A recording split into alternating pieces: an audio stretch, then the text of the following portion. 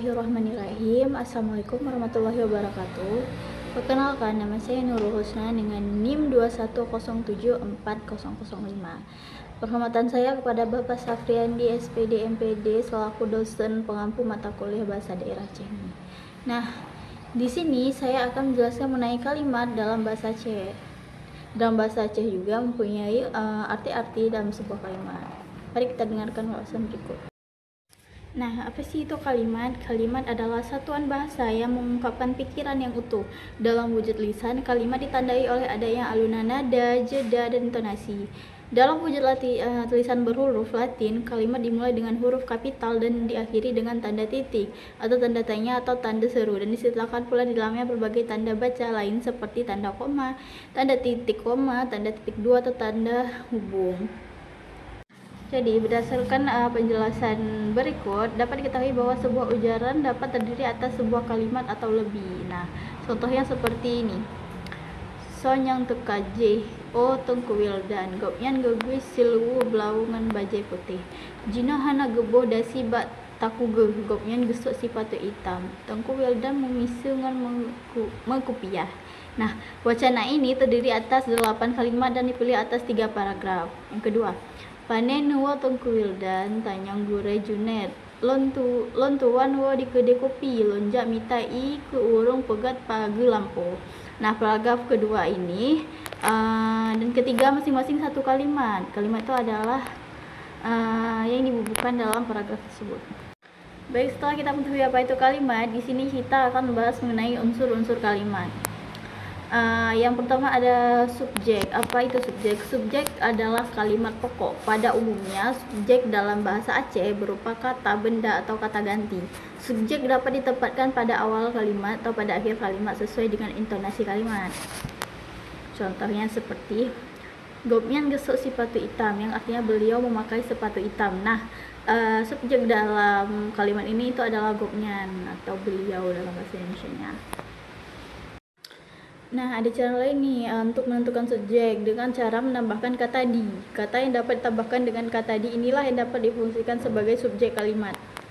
Contohnya tuh seperti gesok sepatu hitam di Gopnyan, atau artinya beliau selalu memakai sepatu hitam. Nah, kata ganti di itulah termasuk subjek. Yang kedua nih ada predikat. Nah, predikat merupakan unsur utama kalimat, di mana predikat dalam bahasa Aceh pada umumnya berupa kata kerja.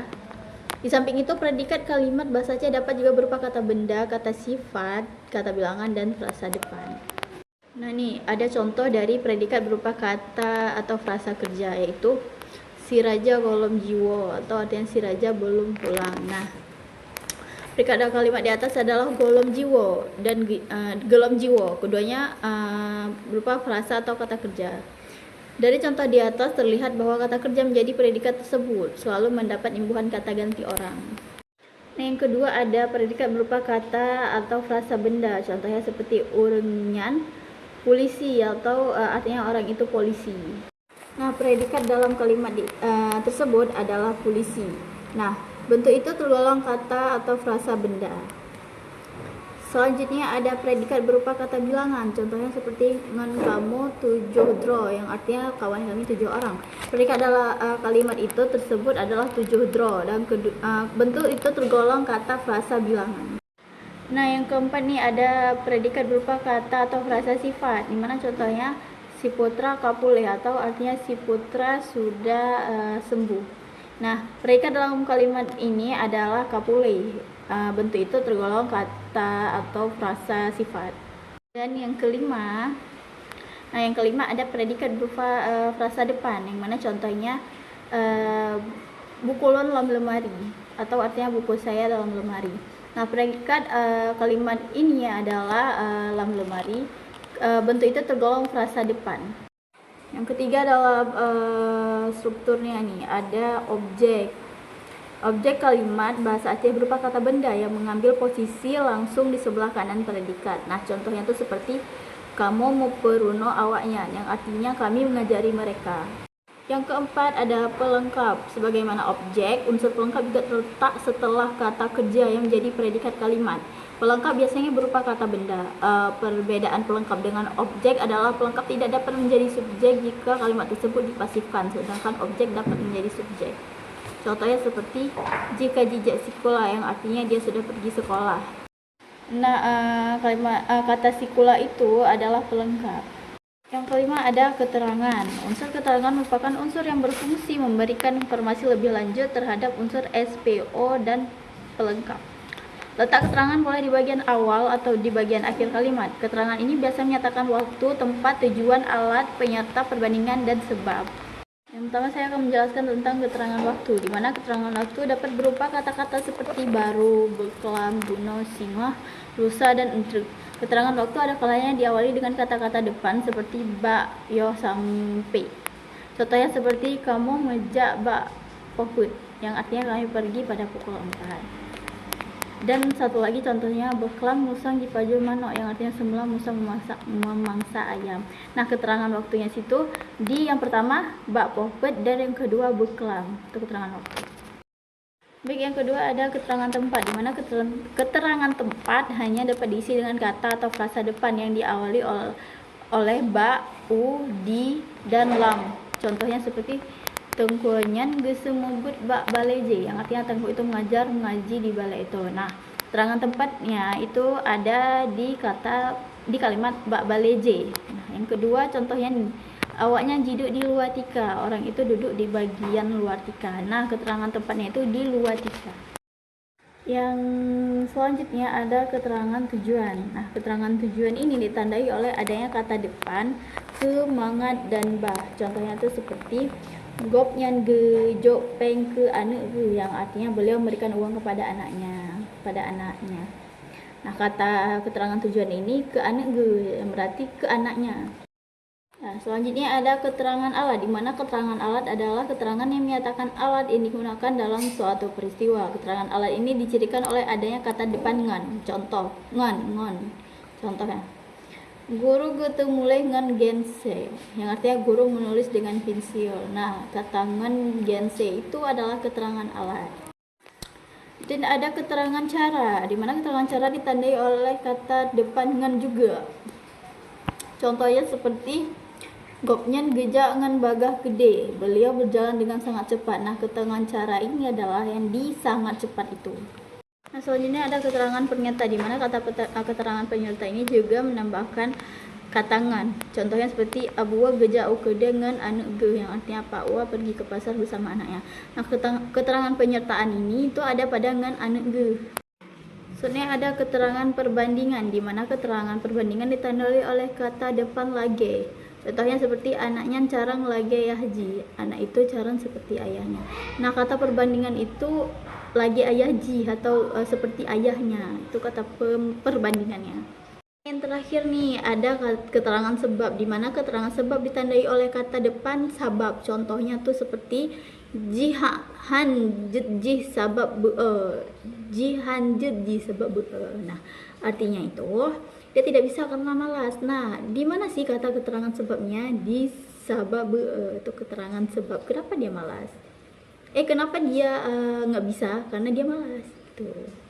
Setelah kalimat, unsur-unsur kalimat di sini ada, kita akan menjelaskan mengenai pola kalimat. Nah, di mana dalam kalimat bahasa Aceh memiliki berapa pola? Saya akan jelaskan.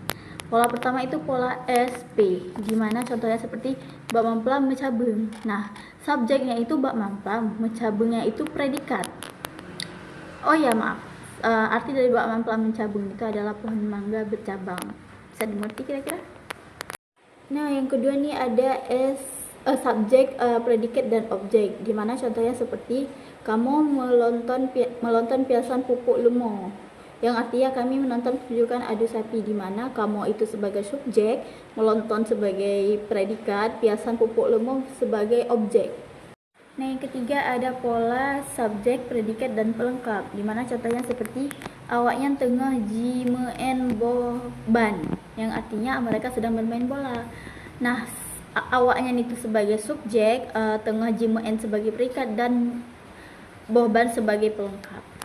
Yang keempat ada pola subjek, predikat, objek, dan pelengkap, dimana contohnya seperti Pak Junet Geperuno kamu bahasa Aceh, yang artinya Pak Junet mengajari kami bahasa Aceh.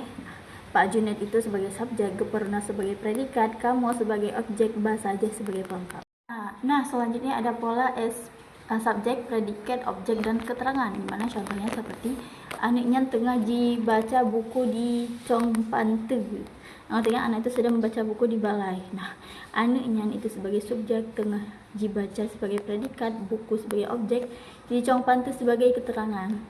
Yang terakhir dari pola itu ada pola subjek, predikat, dan keterangan, dimana contohnya seperti ayah gejak ublang, atau artinya ayah pergi ke sawah. Nah, ayah itu sebagai subjek, gejak sebagai predikat, ublang sebagai keterangan. Baik, di sini apakah paham mengenai pola pada kalimat? Baik, selanjutnya kita akan menjelaskan materi mengenai kalimat tunggal dan kalimat majemuk. Baik, kita dengarkan sekarang. Nah, di sini saya akan membahas mengenai kalimat tunggal dan kalimat majemuk dalam bahasa Aceh. Kalimat tunggal adalah ujaran yang terdiri atas satu kalimat. Biasanya kalimat tunggal terbentuk atas satu subjek dan satu predikat, serta boleh diikuti masing-masing oleh objek, pelengkap, dan keterangan. Nah, untuk memahaminya, mari saya akan memberikan contoh. Seperti Pak Junet Pak Junet gure kamu. Maaf sebelumnya, Pak Junet gure kamu yang artinya Pak Junet guru kami, di mana Pak Junet itu adalah subjek dan gure kamu termasuk predikat. Nah, yang kedua ada kalimat majemuk, di mana kalimat majemuk adalah ujaran yang terdiri atas dua kalimat tunggal atau lebih. Contohnya seperti si Amir jijak bak sikula, si Ahmad jijak upekan, yang artinya si Amir pergi sekolah, si Ahmad pergi ke pasar. Nah, dari contoh yang saya katakan tadi terdiri atas dua kalimat tunggal sebagai berikut. Contohnya seperti yang tadi, yang pertama si Amir jijak bak sikula. Nah, si Ahmad jijak upekan. Nah, itu terdiri atas dua kalimat tunggal.